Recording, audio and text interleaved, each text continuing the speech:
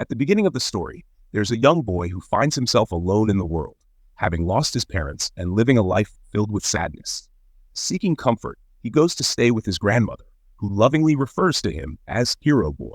Despite her warmth, he often feels a deep sense of longing for his mother, who was known for her gentle nature and nurturing spirit, always ensuring that Hero Boy was well cared for. His grandmother, wanting to lift his spirits, surprises him with a pet, encouraging him to play and confide in it. After a few weeks, she gives him a mouse, which brings immense joy to Hero Boy, and he spends countless hours bonding with his new furry friend. He often remarks to his grandmother about how lively and carefree mice are, watching them leap and frolic in their cages. One day, while he's engrossed in play with the mouse, a strange witch watches him from outside. Her gaze was unsettling. Meanwhile, Hero Boy's grandmother's health begins to decline, but after some time, she recovers and suggests they take a stroll outside together.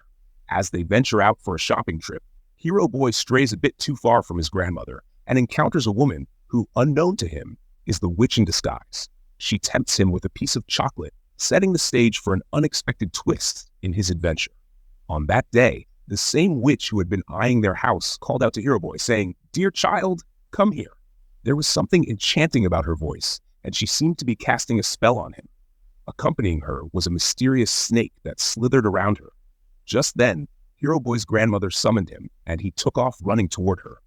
In a flash, the witch vanished from sight. Once inside, Hero Boy excitedly recounted to his grandmother how the woman had been speaking to him in a strange way at the store, insisting he take chocolate from her while also mentioning her snake. His grandmother listened intently and replied, "My dear, that woman was a witch. This is exactly why we warn you against accepting anything from strangers. It could be laced with something harmful. And really, why would you want to eat something offered by a witch? She's likely trying to ensnare you. Let me tell you a story from my own childhood. When I was about your age, I had a friend, and one day while we were out, she suddenly disappeared. I saw her being approached by a strange lady who was offering her chocolate, and I realized that lady was a witch, actually the leader of all witches. I quickly left with my friend, and the next day, as my mother was fixing my hair, I couldn't shake off the feeling of how close we had come to danger. My friend turned into a chicken right before my eyes, and it was clear that a witch had put a curse on her. It could also be that there was something weird in that chocolate she ate, which is why I've been steering clear of witches since I was a kid.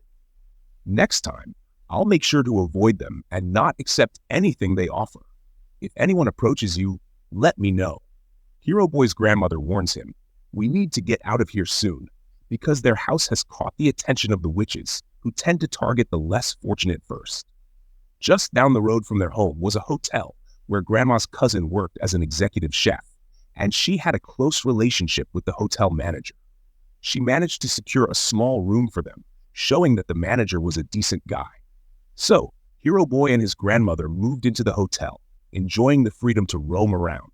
But then, things took a weird turn when a bunch of witches showed up at the hotel for their gathering, all dressed to the nines.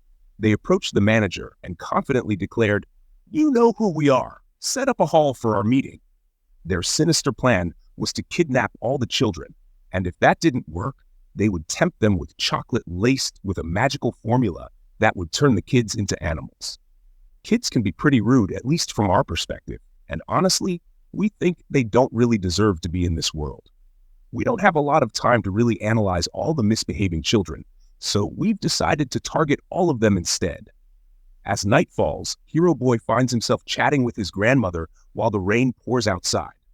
Curious, he asks her what witches look like. She explains that they have long fingers and dirty nails, which is why they wear gloves. They're bald too, so they often sport wigs or large hats. Hearing this makes Hero Boy feel quite scared. As the storm continues to rage, morning finally breaks, but Hero Boy is still feeling down. He heads to the grand hall to play with his mouse, but soon enough, all the witches gather there. Overwhelmed with fear, he quickly hides. The Grand High Witch starts sniffing around, but she can't find him, so she kicks off the meeting.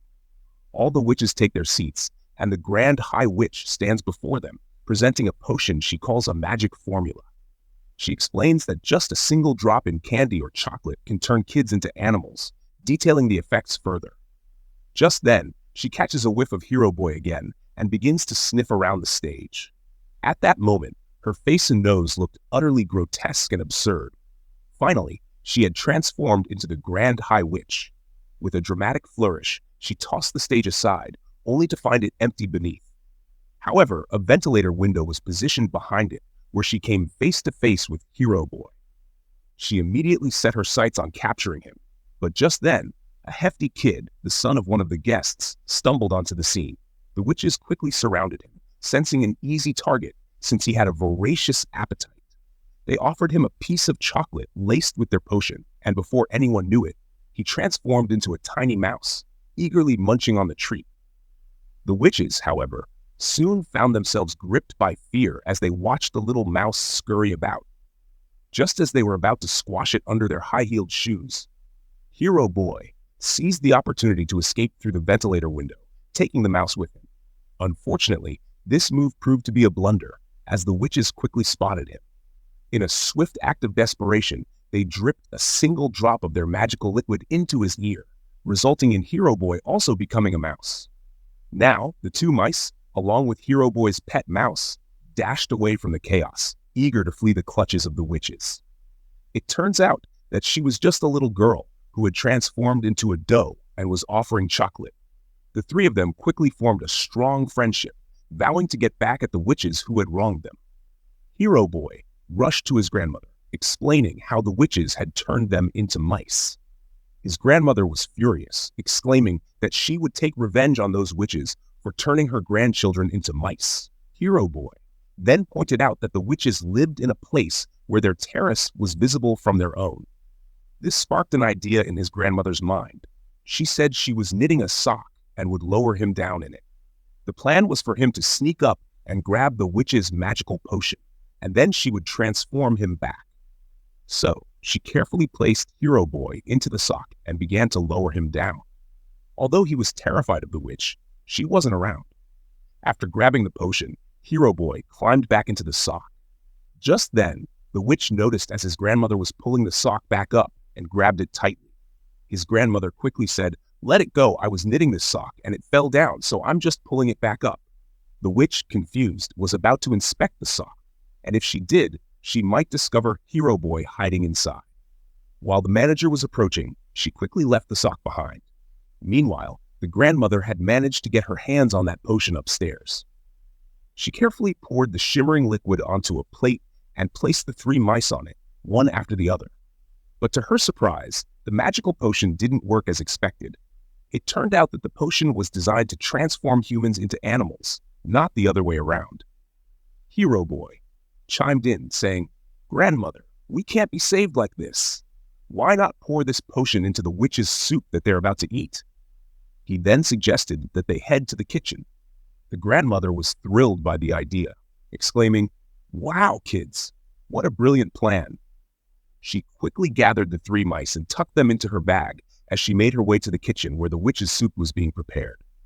Once in the kitchen, she added the potion to the bubbling soup. Just then, the hotel manager caught sight of her and confronted her about the mice. "Are these mice yours? They shouldn't be in the kitchen if they're your pets. This is unacceptable," he scolded. The grandmother, quick on her feet, replied, "These aren't my mice. Check everywhere." She had cleverly hidden the mice in the corner of her bag, and as the manager searched her room and luggage, he found nothing. Feeling embarrassed and flustered, he couldn't believe he had made such a mistake. The grandmother seized the moment, threatening, "I will file a complaint against you. How dare you search someone's room without cause? Just wait. The police will shut down your hotel." That manager is quite the character, saying things like, "Oh, lady, have some courage. What on earth happened?" He even offers to cover her dinner, apologizing profusely. Meanwhile, Grandma manages to pull off her plan, even though she also gets a bite to eat. As dinner time rolls around for the witches, they've whipped up a special soup just for themselves, not knowing the twist in store. The moment they take a sip, they're all transformed into mice, and Grandma can't help but feel a sense of joy watching the chaos unfold. It's quite the sight as she and the hotel staff start to deal with the mice problem.